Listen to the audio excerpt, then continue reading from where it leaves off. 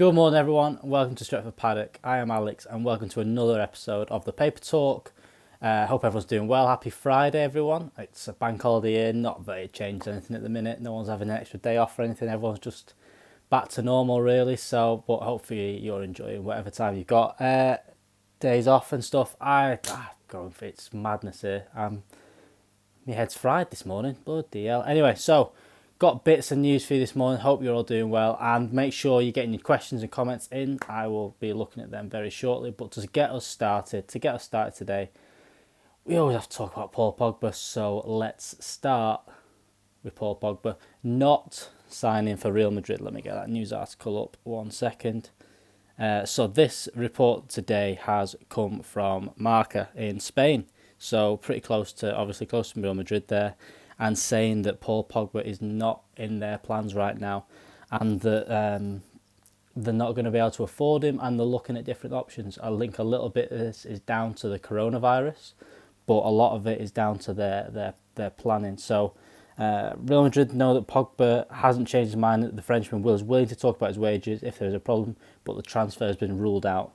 Madrid are looking to sell before they buy and are now looking at other midfield options in the transfer market, such as Eduardo Camavinga and N'Golo Kante. So Kante getting looked at to go to Real Madrid, I wouldn't be surprised at that. A quality player. But you know, this article essentially says that the time was for Paul Pogba maybe last season, the season before, and right now isn't the time for Paul Pogba. He's probably going to stay at Manchester United, or is he going to? Is he going elsewhere? Is Juventus going to come into him? I don't know, but it's not looking like Paul Pogba's going to go to Real Madrid. I think with all the signings that he's done, all the signings that Madrid have done, the money they spent last summer, all the signings they need to do. I think in this article as well, they look at that they may be moving on to Haaland as their another number one target for them, which wouldn't surprise me. I don't think that'll be straight away, you know, with Haaland only just moving to Dortmund, but I think it's definitely something that is going to get on the radar eventually. But you know, Paul Pogba to Real Madrid, looking likely that it sounds in this article that it's not going to happen and that the time has gone. That doesn't mean he's going to stay at Manchester United. You know, Juventus will always be a possibility as well. I think you've seen, I think I talked last week about the swap deal that Juventus are looking at. Again, all a little bit strange in terms of what they want to do and maybe not having the money. You know, Juventus don't usually spend a lot of money, especially on the top players. They tend to you know, try and do these swap deals, these free transfers and stuff like that. But Paul Pogba, obviously United need to get them cash in for him, whether that's going to happen. A couple of comments straight away. People saying he's not done anything for United in 3 years, and then people saying sell Pogba. People say, there's a comment here saying, would Real not be interested in De Bruyne? I'm sure Real Madrid are interested in De Bruyne, quality player, but who knows what their plan is with all that. But it doesn't sound right now that Paul Pogba's on their list. I think they kind of missed that thing, and I don't know. You know, Paul Pogba is a very good player. I think anyone that, you know, the comment there, he's not done anything for 3 years, I think is harsh. I think when Ollie first came in, I think he was very, very good. I think he started the season well. I think he's had a lot of I think his injuries have took a lot of toll on him this year. I think he got rushed back. I think there was a problem there where they rushed him back he came on for the Rochdale game and played way too many minutes. And I remember he played the Arsenal game and he just wasn't fit. You could see that. And hopefully if he gets back to full fitness, which he was looking likely not to just before the start of all this, hopefully that moves on, and hopefully we can get Paul Pogba back and playing if we play any games this season.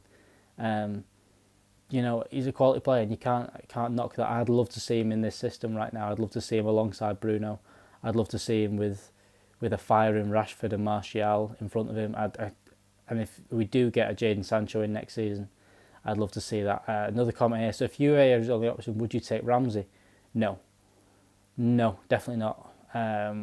The other reason not that I don't think that Ramsey's not a very good player. Ramsey was fantastic at Arsenal. What I wish had happened was that, you know, there was the talk that we wanted him straight from Cardiff, and we missed out to Arsenal. I wish we got him then, because he was very good for Arsenal.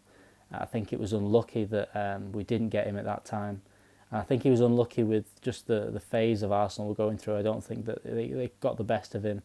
And, the way he came back after his injury, he did very well, Ramsey. But I think the problem with Ramsey is a couple of things. I think wages is a big thing. He's probably going to come in and he's going to cost a lot of money. Wages will probably be Pogba's or more for Aaron Ramsey, which I don't think is worth it. But I just don't think that Aaron Ramsey's worth it. 30 years old, spending that kind of money and that kind of contract you need on him. And the other players that got linked, it was Pjanic and Douglas Costa. I think, again, ridiculous wages for guys that are in the 30s, way up in their career. I'm not sure. Questions here: would you honestly buy Pogba if you own the club with his history? Yes, I think so. I think people knock Pogba. I think Pogba is very good to have around. I think Pogba is a fantastic player, and I think he's very, very good in terms of play. I think he's very good. I think he fits in with. I think he likes Manchester. I think always the problem is, I think he wants to go to Madrid in terms of he wants that thing. But Paul Pogba is a very good player, and I think he does have Manchester. I think he does want to perform for Manchester United. I think there's always going to be, with Raiola and with the fact that Zidane's there especially as well, I think the Madrid links will always be there.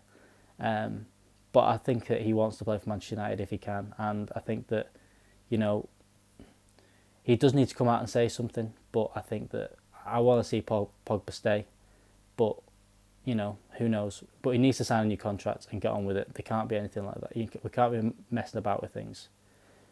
Oliver Edwards saying, I don't care where he goes as long as he goes. I think it's harsh on Paul Pogba, all this. I think that he's still a world-class player, and I still think we need him around. But we'll see what happens this summer. We'll see what happens next summer. We'll see what happens if there is a transfer window. But I want to see Paul Pogba stay around if he can and if he commits. I don't want this lingering on. But who knows what's going to happen? Like it's saying, the reports today say Madrid aren't going to be able to afford him and they're going to look at other options. I see that happening. And this is the thing with Paul Pogba. Even if we want rid of him, even if you want rid of him, there's not many places he can go, and it's looking less and less like these places want him. And so let's see what happens with that. The next one I have for you is from the Evening Standard, and we have an update on Ighalo. Obviously, Ighalo's come in and been fantastic in the short time he's been there, scoring a couple of goals, scoring a couple of big goals. Even just the touch against Man City that kind of set up the McTominay goal was unbelievable. Doing what everyone's asked of him, he's been a breath of fresh air in the terms of how much he loves playing for Manchester United. So everyone kind of wants Ighalo to stay. So look, this is coming from the Evening Standard saying that United are only looking at a loan extension for Ighalo and not looking to get him on a permanent deal. And I kind of can see where this comes from. I spoke about this a couple of weeks ago, saying that Ighalo's contract with the Chinese club is ridiculously high. Like the wages are very, very high. So in terms of all that, what's going to happen there for when he comes to Manchester United? Is he willing to commit to the long-term wage drop, or does he want to go back to China and earn 300 grand a week? He's taken a big cut to come to Manchester United. So for him to do that on a permanent basis is a big thing. So who knows what's going to happen with that. I think that what United are looking for is, because of all this, the coronavirus outbreak and stuff and everything, everything going on, I think United are wary of handing out big contracts to players over 30. And I think that they're right to do that. So to commit to even if it's a couple of year deal for Ighalo, where it's maybe more than what he's on in the loan deal right now, maybe it's close to the Chinese club's the wages where it's 200, 300,000. I don't think we're going to spend that. So I think what United will be looking at doing is continuing on with the loan for another year maybe, same sort of wages, and then see at the end of that. And when his contract expires in China, look at it after then. I'd love Ighalo to stay, especially if especially if Ollie sees. We spoke about this on the podcast yesterday with me, Casey, Omar, and Stephen Alson. So if you've not watched it, have a check out of that. But we kind of looked at the options for striker, and that I think that Ollie kind of obviously wanted Haaland in the January, but I think he's kind of set now that when we're in full flow, Martial is our number one striker and is number one. So look, it's a case of, do you want? We're going to need a backup. We need a second option. We aren't. Obviously, I don't think we're looking for Harry Kane. I think that's out there, but I think that Sancho is definitely a bigger priority than Harry Kane. So I think Ighalo is the perfect fit in terms of he is he's a second string player, and I think he does really well. So that's the option. We need almost a second string, and I think Ighalo fits that perfectly. So David's saying I'd keep Ighalo and help Greenwood in his development. I think he will. I think what I see Greenwood do very well, and what I see Greenwood would get more minutes into the team. And if you bring in someone like Harry Kane, or you brought in a Werner or someone like that, or even the rumours of obviously a Aubameyang, if you bring someone like that in, it ends someone's career at Manchester United to bring in someone like that. It definitely ends Ighalo's career at Manchester United, but it also, I think so getting in a number one striker kind of kills the development of Greenwood a little bit, and definitely kills the career of Martial. So I think that right now, I think they need a second choice, and I think Ighalo fits that perfectly if they can get the wages right. And I think that's kind of why they're looking at the loan deal. Quickly, I'm going to scan through a couple of the comments. Callum saying, Pogba's a United player, can't stand all these people saying get him out, support our players. I agree. I think he's a very good player. I'd love to see him stay, and I think he does need a bit of backing behind what he's doing. Also, Callum saying 300 grand a week, no one sees you anything you do. 100 grand a week becomes a legend amongst the fans. Hopefully a no-brainer. Again, another thing that we talked about there is talked about yesterday on the podcast, is that I know that it's a no-brainer for us, and for us watching, it's it's only 200 grand a week difference, but £200,000 a week difference is a lot of money, and if United, if that's why he went there in the first place. He could have stayed at Watford and done very well at Watford. He could have probably moved on to another. He was at Watford. He could have probably moved up to that next level in the Premier League, where he could have gone to kind of more of a mid-table team, maybe one pushing for Europe. Probably who knows would have come in for him. There was other rumours of him going to different places in Europe, but 300 grand a week in China. There you go. That you've got to do that. So whilst it says right now, it's an easy thing. He's done his bit at United. Maybe he's had that. Maybe he needs to go right. I'm going to go back to China and earn my 300 grand a week again. But who knows? I'd love to see him stay. But let's see what happens with all that. Everyone's saying quick recap on Pogba. I'll just quickly recap on Pogba.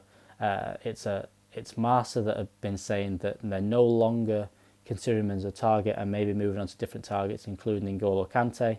It doesn't quite fit, and I think one of the things they mentioned in that article was about coronavirus, and I think the where he's spending big money, especially right now, with the uncertainty of how everything's going. So I think that that's kind of moving away a little bit, but who knows? Who knows what's going to happen with that? I think that there's going to be articles coming out. There was the Sancho article that he's not coming to United now. But then a few hours later, there's Sancho still coming to United. This is going to be Sancho, Pogba. Those two are going to be the big things that are going to swirl around the news for Manchester United. Are they coming? Are they staying? Who knows? And it's we're not going to really know until either they're signing contracts or holding on to a different shirt. That's going to be the end of it. Right, next, the final article I have for you today. This is coming from David Ornstein. Let me just get over to here. This one's coming from David Ornstein and saying that there is a contract deadline. This is a bit of a summary of this is kind of coming from the Premier League, saying that the Premier League want anyone's contract that is ending on June 30th to be decided by the 23rd of June. This isn't going to affect Manchester United too much. The only one really, again, Ighalo's one of the big ones because his contract expires on the 30th of June. What they need to have done, what I think they want to have done, the Premier League, is to kind of see everyone decided, what are you doing? Is this person staying? Is this person going? Because it's going to make things a little bit easier if the Premier League gets played past that June 30th time, which if it is going to get played, it will get played past that time. It's not going to get done by then.